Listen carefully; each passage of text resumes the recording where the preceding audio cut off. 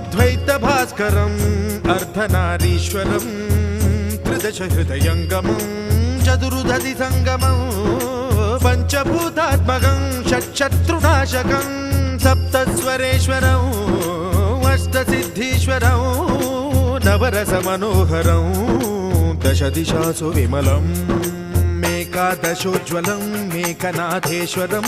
प्रस्तुतिवशङ्करं प्रणतजनकिङ्करं दुर्जनभयङ्करं सज्जनशुभङ्करं